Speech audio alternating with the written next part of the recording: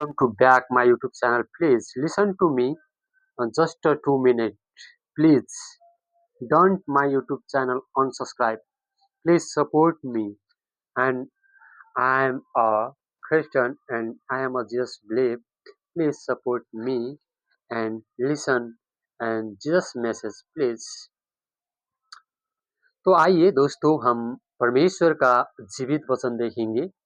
जो प्रभु यीशु मसीह पर विश्वास करते हैं, प्रभु यीशु मसीह का इस वचन को अपनाइए और अपने जीवन में उतार लीजिए, अपनी जिंदगी में उसे उतार लीजिए, तो आपका जीवन सार्थक हो जाएगा, आपका जिंदगी में उपलब्धि मिलेगा और आपके घर परिवार में, आपके व्यापार में बरकत मिलेगा और तरक्की मिलेगा। तो आइए हम परमेश्वर का जीवित वचन देख लेते हैं दोस्तों।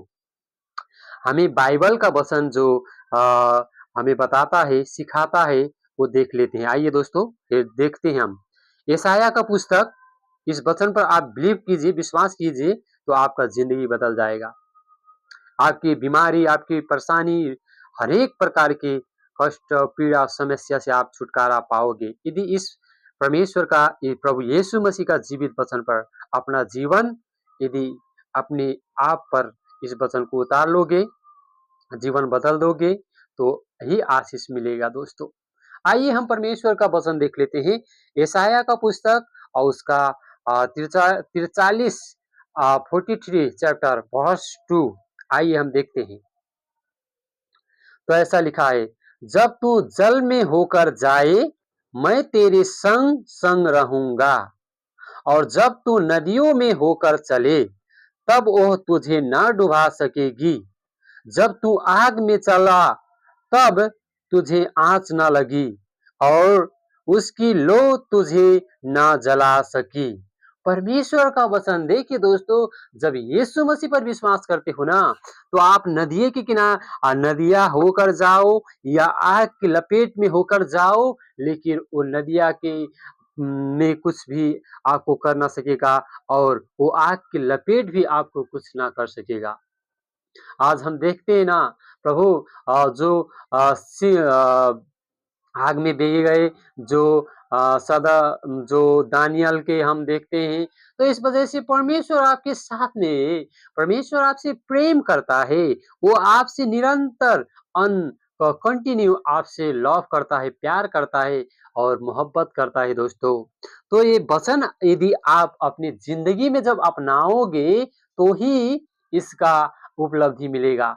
जब तक आप प्रभु यीशु मसीह का वचन को अपनी जिंदगी में ना उतारोगे, तब तक आपके जीवन में चेंज नहीं आएगा, परिवर्तन नहीं आएगा। और इसलिए प्रभु यीशु मसीह का वचन अपनी जिंदगी में उतारिए दोस्तों, तो ही आपको उपलब्धि मिलेगा। उत्पत्ति का पुस्तक 26 अध्याय 3 पद देख लेते हैं। तो 3 पद में ऐसा लिखा है, तू इसी देश में रह और मैं तेरे संग रहूंगा और तुझे आशीष दूंगा, और ये सब देश मैं तुझको और तेरे वंश को दूंगा, और जो शपथ मैंने तेरे पिता अब्राहम से खाई थी उसे मैं पूरी करूंगा। आमेन, प्रेज द लॉर्ड। निर्गमन 14 अध्याय और 22 पद और 22 वर्स। तो ऐसा लिखा है वचन में, देखिए दोस्तों, तब इजरायली समुद्र के बीच स्थल ही स्थल पर होकर चले, और जल उनकी दाहिनी और बाएं ओर दीवार का काम देता था। आमीन। यशायाह 29 अध्याय उसका 6 पद भी देख लेते हैं दोस्तों।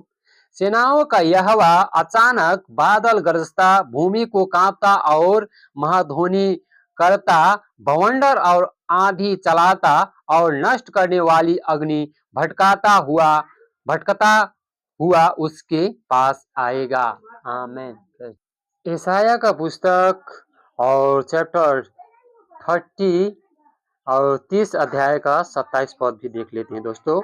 यहाँ ऐसा लिखा हुआ है वचन में, देखो यहोवा दूर से चला आता है, उसका प्रकोप भड़क उठा है और धुएं का बादल उठ रहा है, उसके होठ क्रोध से भरा हुआ और उसकी जीभ भस्म करने वाली आग के समान है। वचन पढ़ाई में परमेश्वर आप सबको आशीष दे, सुनाई में भी परमेश्वर आशीष दे। का जीवित वचन दानियल का पुस्तक से भी देख लेते हैं। दानियल चैप्टर 3 वर्स 25 से लेके हम 27 तक देख लेते हैं।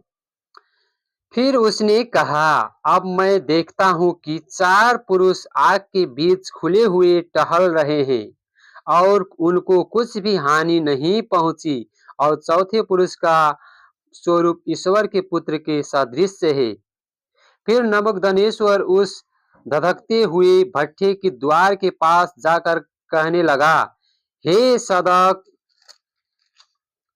मेशक और अबेदनगो, हे परम धान परमेश्वर के दासों, निकल कर यहाँ आओ।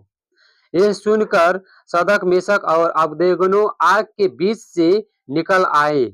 जब अधिपति, हाकिम, गवर्नर और राजा के मंत्रियों ने जो इकट्ठे हुए थे उन पुरुषों की ओर देखा, तब उनके देह में आग का कुछ भी प्रभाव नहीं पाया और उनके सिर का एक बाल भी ना झुलसा, ना उनके मूछे कुछ बिगड़े, ना उनमें जलने की कोई गंध पाई गई।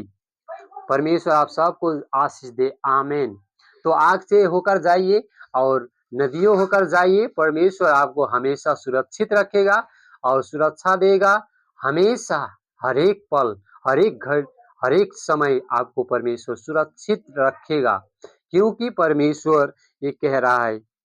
आपने यहाँ देखा सदक मेशक अबेदनगो जो परमेश्वर के विश्वास करने लोग थे, प्रभु यीशु मसीह पर विश्वास करते थे, लेकिन वो लोग के आग के भट्टी में डाला गया, लेकिन उन लोग के बालों भी कुछ नहीं हुआ, उनकी मूछें भी कुछ नहीं बिगड़ा, वो आग कुछ न कर सका, क्योंकि परमेश्वर पर वो लोग विश्वास करते थे और परमेश्वर का सच्चा दास लोग थे। सच्चा उनका परमेश्वर पर विश्वास था, वो आग से नहीं डरे और कोई संसार की विपत्ति से और संसार से जो आने वाला रुकावट और अवरोध से नहीं डरे और परमेश्वर पर एकदम निडर होकर, निर्धक होकर वो लोग आगे बढ़ते चले गए। और वहां देखते हैं हम कि यहाँ देख सकते हैं कि जब वो नबूकदनेस्वर जो राजा था वो भट्टे के द्वार के पास जाकर परमेश्वर का वचन बताया, परमेश्वर का जो वो जो काम देखा, तो वो परम धाम परमेश्वर के दासों कहकर संबोधन कर कर उसने बाहर बुला लिया। तो परमेश्वर आप सबको आशीष तो देगा ही जरूर दोस्तों, क्योंकि आप जैसे भी घड़ी पर हो, जिस अवस्थे जैसा भी अवस्था आपके जीवन में हो, जे जैसा भी आज मतलब आपके दिनचर्या में, आपकी जिंदगी में जैसा भी दुख आया होगा, तो उस दुख पर भी, उस समस्या और उस परेशानी से आप घबराइए मत, आप धीरज रखिए। परमेश्वर आपकी जिंदगी में काम तो जरूर करेगा, लेकिन आवश्यक ये है कि अपना जीवन बदलना जरूरी है। यदि आप अपने जीवन बदल दोगे, अपने आप को प्रभु यीशु मसीह पर जो अपना जीवन है वो परमेश्वर प्रभु यीशु मसीह को अपने अंतरात्मा में, अपने मन में राज करने दोगे, तो ही आशीष मिलेगा। आप जिस समय भी, जहां भी जाओ, जिस जैसा भी अवस्था हो, आपका परमेश्वर आपको सुरक्षा जरूर देगा, क्योंकि परमेश्वर ना सबको जानता है। क्योंकि जो परमेश्वर पिता ने अपना इकलौता पुत्र इस संसार में भेजा, ताकि जो प्रभु यीशु मसीह पर विश्वास करेगा वो अनंत जीवन प्राप्त करेगा, वो कभी ना नाश होगा। इसलिए आज प्रभु यीशु मसीह का वचन और आपको हम बता रहे हैं, आप लोग विश्वास कर लीजिए। समय यही है, संसार में अवस्था बहुत नाजुक हो चुका है, अवस्था देखिए तो बहुत भयानक दिन आ चुका है, अंत्य का दिन भी। ऐसे प्रभु यीशु मसीह से जब चेले लोग पूछे थे, तो प्रभु यीशु मसीह ने कहा, संसार में भूई डोल होगा, जाति के विरुद्ध जाति उठेगा, राज्य के विरुद्ध राज्य लड़ेगा और देश के विरुद्ध देश। तो ऐसा दिन आ चुका है और प्रभु यीशु मसीह पर आप लोग विश्वास कीजिए, क्योंकि परमेश्वर आप सबसे प्रेम करता है दोस्तों।